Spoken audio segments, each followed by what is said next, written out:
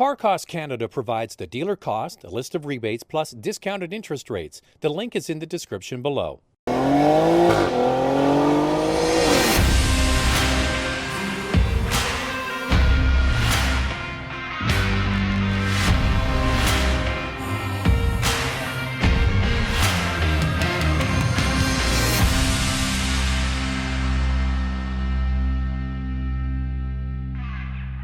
So today's a good day. I'm in the BMW X3 M. There's the M and then there's the M Competition. And that's the one I have here. And I'll tell you the differences in a moment.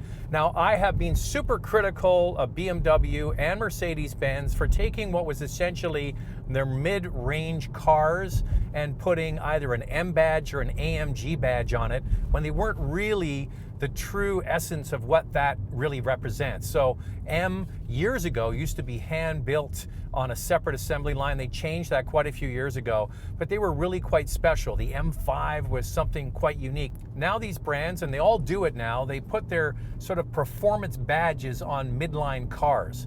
So BMW says that this is a real M car, not just a car with an M package on it. It has a totally different engine than their mid-range X3, which is the M40. And it's a very different engine. It's got 2 turbochargers instead of 1. It's got the same displacement, a 3-liter inline 6-cylinder, but they've boarded out, making the cylinders wider, but the stroke is shorter. So you get the same size of engine, but it's a higher performance engine. And all of that comes out to a whole lot more power. Before I get into the stats, I just want to let you know that we do have a review of the direct competitor to this, which is the Mercedes-Benz GLC 63S. So click on the link and watch that review from Mike Gurr. It's really quite good, a great vehicle too. So what you get on the X3M is 473 horsepower. If you get this competition model, it goes up to 503 horsepower. Torque is the same for both though, at 442 pound-feet. That's over 100 horsepower more than the M40 version of this utility.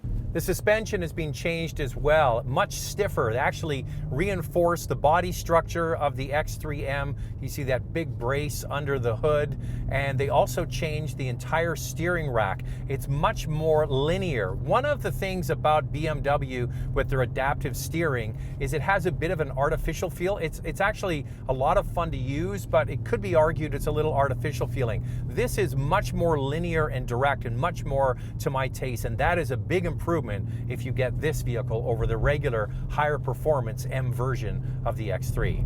I think a keen eye will spot the differences on the outside, but a lot of average consumers might not know. The badging really is quite subtle and small on this car, which is kind of more to my taste. The biggest difference are the massive air intakes in the front and also the large wheels, 20-inch standard wheels, 21 inches if you get the competition version. The top Michelin Pilot 4S performance tires, so you're going to need another set of tires for the winter, and a bit more body cladding. I really do like the look of this. I think it's a nice combination of sort of understated, sophisticated German styling, but also powerful. Now you would think, I'll do a little run here, with this car with over 500 horsepower, that it would do a run faster than it does. It gets up to 100 kilometers an hour, there you go, in 4.1 seconds. Now, one of the reasons might be there's a little bit more lag in the turbos down low. This is an engine designed to be a real high revver. So if you're going onto the track, which is what typically M cars are capable of doing, and you're into that meaty part of the rev range, they've kind of moved the RPM band for torque up a little bit. So that's something to consider. Now, here's the thing. There are so many different settings on this car. You can change just how aggressive the transmission is for the shifts. You can change the steering feel. Of course, there's the adaptive suspension and throttle management. All of these parameters can be saved by 2 hotkeys on either side of the steering wheel. It says M1 and M2. Now, the way I would configure it for myself would be, one would be for comfort, so when you're driving in the city, and the second one would be for performance. So one thing I want to stress about this X3M is it is much more taut and dynamic feeling than the regular X3, and you really have to want to own this car in order to appreciate it. If you're somebody that thinks to themselves, I'm going to buy this and kind of live with it every day and hope it's not going to be too bumpy or jarring, well, you might be disappointed. It is aggressive. The tires and the suspension, even on the most comfortable setting, are assertive. In stop-and-go city traffic with the remapped 8-speed automatic transmission, it can be a little bit jerky on and off the throttle. So you've got to want to live with a performance SUV. And maybe that X3 M40 might be a better idea for people that are not quite sure. Plus, it's much more expensive. I think this is really suited for somebody that's maybe had an M3 or an M4, but for family duty, they need to have the extra seats and they need to take more cargo and kids around, but they still want to have something unique and powerful. Plus, the market's shifting towards utility vehicles. This is where this vehicle plays. And here's the thing. A lot of people are going to type and they're going to go, it's a dinosaur vehicle, buy an electric car, get a Tesla. I see those comments all the time. Here's the thing. BMW has set out to sell over 100,000 M badge cars. That's the real M's that I'm driving now and the other cars that have M on them. And it's working. They plan to hit 100,000 vehicles and they did it 2 years ahead of schedule. Do you know where some of the most M cars are sold anywhere in the world? Right where I live here, and that is Vancouver, British Columbia, Canada. Apparently, from what I've heard from BMW, there are more M cars sold here than anywhere else in the world. And this is not just a badge exercise for BMW, this is a real M.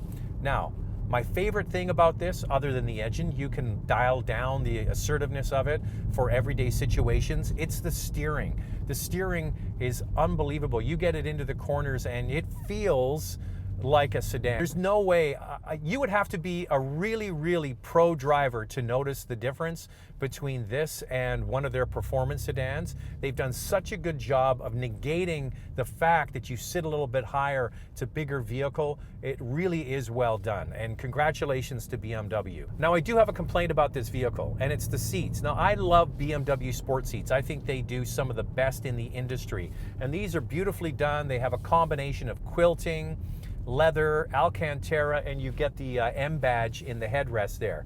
What I don't like is the pitch of the bottom of the seats. My knees are higher than my hips, and I don't mind that if I could adjust it to change it, but they have this sort of pitch. It's just enough that I want to change it, and I keep moving the seat to see if it'll go, and it doesn't. So that's something to check as well if you're going to live with this every day. Beautifully put together, top-rate materials, this carbon, also the stitched leather, the contrasting piping, all of that is in this car. What you expect for a very expensive product. However, and I've started to see this with this car and Mercedes' latest GLE, is they're cheaping out on some of the materials. The big one for me is the bottom of the doors where the map pockets are. It's hard, scratchy plastic. It used to be covered with a soft film in BMW cars, and now they've gone back to that less expensive hard plastic. You know, for what this vehicle costs, I think that is a bit ridiculous. So we're just at a light now. Now this is the competition. It's $93,000. Can you believe this? The advanced driver assist package with lane keep assist, steering control, all those sorts of things, they charge in this product. That should be included. And they actually have the nerve to have a premium package for $3,300 to get heated and vented seats, heated steering wheel, and heated rear seats, among other things.